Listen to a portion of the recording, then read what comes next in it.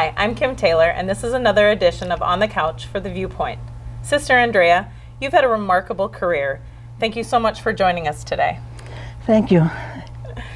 First, you live in Norfolk at the monastery, but you've spent almost 60 years in Africa as a teacher, right? Well, take off 20 years when I worked in a hospital.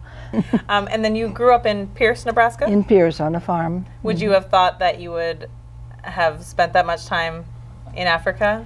I never thought. When I entered the convent, entered high school 47, and I was in 51, I became a sister. I thought I would never leave Nebraska. I never asked to go to the mission, but they asked me to go to Tanganyika, it was called that time, to be in a teacher training college to teach English and music. So that was new to me. I didn't expect that. So. Well, tell us a little bit about your time in Africa. So I got there in the early 1960, and first of all, they didn't put me right into teacher training. I should get used to. I learned the language, and I learned the people and the culture and the place. So they put me to teach for 1 year in the grade school. And there were just girls there. It was middle school. And they didn't give me 8th grade because there were some poor students there, and they said I would feel that they failed because of me. So they gave me 7th grade. Until now, after all these years, a couple of them I still have contact with. That was a very good class, and that was 7th graders. They said at that time the girls were so afraid of being educated, it just wasn't done. Girls weren't being taught, and so some of them would jump over the wall of the boarding place before the final exams at the end of 8th grade. But that never, when I was there, it never happened anymore. That part was gone. Were they scared of They were advancing? scared of being, they were afraid of education. They studied hard, but it was only the boys who were educated always. If there anybody to be educated, it was the boys who were chosen in the family. And these were girls. And so you were sent over there really to teach them English, right? English and music. Now Africans were teaching me music. They have their own culture, yes. So you learned Swahili when you were there, and do you speak that well? I learned Swahili, and I wanted to know it very well because, not just kitchen Swahili, because I would be teaching in schools, and if the kids make mistakes in English, I should be able to go back why they made that mistake. You get your compound tenses. When I came, he had been here already. How do you say that in Swahili? I needed to know all those things, so I took a book, and whenever free time I studied it. So how do you say that in Swahili? Nilipofika walikuwa wamekwishaondoka. Do you speak other languages? I was the only American in the whole place. So the other sisters and the priests and brothers, everybody was German or Swiss. So they knew English, some didn't. But those who know English would talk to me in English. And in school, of course, when I was teaching a while in high school and when I was in this teacher training, they all knew English. And that was supposed to be, anything past 8th grade is supposed to be in English in Tanzania. Wow. And that's very difficult. And so we were teaching these teacher trainees for 2 years to be able to also to teach English in grade school. And we would add on their teaching certificate permission to teach English. And during their vacation time, we would take in those who were teachers already, older people, some were older than me. I was 26 when I went there. To teach them English, you give a couple of weeks of refresher course so that they could get put on their certificate permission to teach English. And that's what they wanted to do. English was a good subject to teach because it's very important in Tanzania. Yes. So you've taught all grade levels, right? Yeah, not out there. Here, before I went away, before 1960, I was teaching. Like I said, I was 26 when I left. I was teaching in Wayne and Madison, and that was up to 4th grade. And going out there, our teacher trainees, afterwards we changed that school and made it co-education with the boys' high school. And there I was teaching in high school the different classes. Did you have a favorite age to teach? No, even the first year is good, freshman, sophomore, They all were very eager to learn. And as you get higher up in the juniors and seniors, it was much easier because they could get the book and study on their own. And they were so eager to learn. They wanted you to give them exams. They wanted you to mark their exams, to have them redo it. And the teachers who didn't do that, the students complained about that. I don't think you're going to find that here very That often. was so wonderful to teach there, yes. So those were good years. So as a teacher in Africa, you have seen children probably with great needs, probably came from poor villages or communities.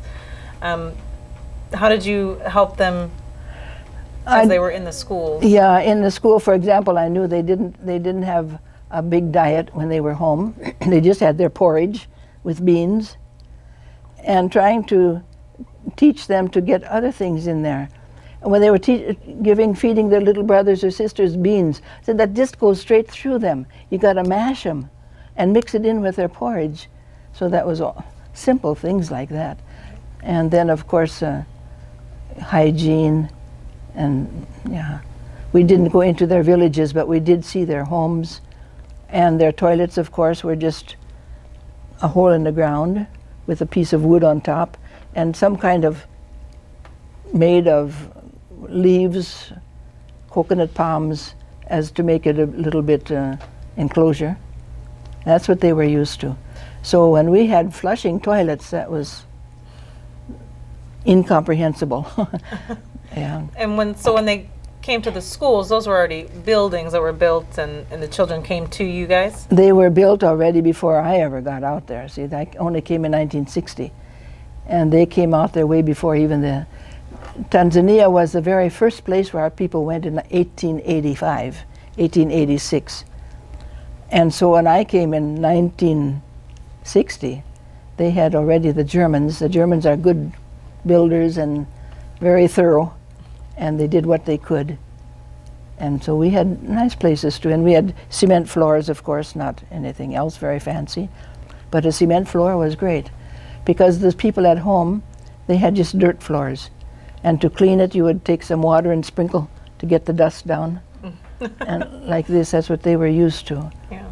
So we had to get them to clean in school. It was something new to them. Yeah, but they learned. These were students, and they had good intelligence. Yes. So you taught many years, but there was a time frame that you weren't teaching, and what did you get to do during that time? At one time when I was teaching, and they asked me to go to this, they needed an administrator for a week or 10 days in the hospital. When I said I don't know anything about hospital, I mean I'd gone to a hospital, but not to be administrator. And they said, well, it's just a week or 10 days. So I said, oh, okay, I'll sit there and pretend, you know. And it turned out that Sister was giving me work, and I said, but I can't do this work. This is giving out, we cooked for all the patients. And if you're giving me this food to measure out every day, don't do that, because I'll be gone in a week. She just kept giving me more work and more work. And I stayed there 20 years. And I learned on the job, and we had different meetings. We would go to the capital, Dar es Salaam. I could talk to other administrators, the doctors. We had very good doctors there, our own sisters. There were at one time 3 medical doctors, our own sisters, in our school where I was teaching, and in that hospital. So that was good. And after the 20 years were over, 19 and a half years, I was told I should go now to the big city, Mtwara, and start a high school for African sisters who had never had a chance to go to high school. They were out in the mission stations in the parishes, just had grade school. And they were feeling so behind their students who now were starting to have high school, even if they failed. They squeaked through or hardly passed, but it didn't matter. They had a certificate in their hot little fist, and so they had passed. So he said the bishop wanted me to start a school, not me alone. We had a Philippine sister and an African sister, and a man who was a teacher, to start that school for sisters. And I said, look, I've been out 20 years now. I don't know what the education system. They didn't care. I just had to go ahead and do it. Most of my life is that way. Do this, and I went and did it. Now do that, go to Africa. So I went. I said, well, if it really is too bad, I could come back. But I liked it when I got out there from the start. Yeah. So it's nice working with those people, and they are very friendly. Really good to get along with. And so now you're back here in Norfolk? Now I'm back in Norfolk, yes. In last year I came back. 2015 I came back. And trying to get used to American life. Yeah. Throwaway culture. We saved everything, you know, the plastic cups, and we saved it. And people were so happy to take it home. And if there was some kind of a container, a real complicated machine in there, and I would give that to a lady who has a little boy for a present. And at once it became a car, you know, brrr, they go like this. You wonder, it's just a plastic thing, which you hear, they toss it, you know. Yeah. Yeah, so. Is there anything else you'd like to tell us about your history of just so many travels? things. Well, sometimes we had animals. Once there was an elephant that strayed into our mission yard. In where the hospital was, there was a hippopotamus. Oh my goodness. People were saying, this hippo is eating our crops during the night. In the day he's in the river that went by, and in the night he would go out and eat their crops. So they had to call a game warden and kill it. So I have lovely photos of that one with the mouth wide open. But so those were interesting. And then we went to sometimes up there by Dar es Salaam, go west is Mikumi National Park, and there's every kind of animal there. Elephants and giraffes and warthogs and many little gazelles, dik-dik, yeah. So that was all very interesting, seeing all of that too. Yes. That was besides, it's not a part of school, but except part of my education. Right. So Yeah. during your time there, you must have experienced some types of civil wars or things that have changed over the 60 years from when you started there to now that you've come back. Do you have anything you'd like to say about those For one changes? thing, we never had a war, and there never was civil war, and it was always peaceful, and I never felt endangered. People often ask me, did you feel worried? Were you in danger? And I said, never. We had a very good president. You maybe heard of Julius Nyerere. He got independence from Britain. Not a shot was shot. He did all by diplomatically and by speaking to them and negotiating, and in the end they handed over the flag, and they raised it on top of Kilimanjaro, and everything was very peaceful. So we never had a war, except in Uganda was Idi Amin. You've heard about him. He wanted to take a piece of Tanzania, and that was a war. They sent soldiers and kicked him out, and he left then. But otherwise, no. Congo is always saying, why don't you help us? Come and send your soldiers. And he said, you fight your own wars. We are not going to fight wars for other countries. And they kept out of it. It was very peaceful the whole time. Now that the people, the way they live, of course there are people who still live like they did back in '60. But most of the huge changes in technology and in what we would say civilization, they were, when I went out there, even in our main mission, we didn't have a telephone. So you have to go to another large city or go to Dar es Salaam. So we didn't have a phone. Nowadays, everybody has a cell phone, even the Africans. So many, they have got their cell phones. And I could hardly believe it at first, but that took years. That was until 20, 30 years. But otherwise, many things have changed. Cars. There was no African even knew how to drive a car. The bishop needed a special car, not these Jeeps, which mostly Land Rovers. He needed a special sedan car because of his back. So he had an African driver, an older man, very good, careful, but no one else, and nobody had their own cars. I didn't say in between, the government moved me to a school in the middle of Tanzania, far from the south where I was, southeast, and I was there for 14 months. And I was staying with some sisters who had a maternity home. And I could see people driving up in their cars, and those cars belonged to them. They were not taxis. This changed also my own idea. Africans can learn modern technology also. And now eventually South, my own former students and people have got their cars. It's not so easy and they're not good roads, but much better roads than when I first came, of course. And a lot of highways, paved roads. Of course, when my mother came to visit once and she wanted to write her notes, we were on a highway. Impossible to write. This was a nice highway. I said, it's really a very good road. Oh, but she couldn't write it. She had to stop. When we stopped, she could write in her diary. Yes. So, in Tanzania, is that a good place for someone to go volunteer to help if they want to take a mission trip or something like that? Is that a good place to go? This is true.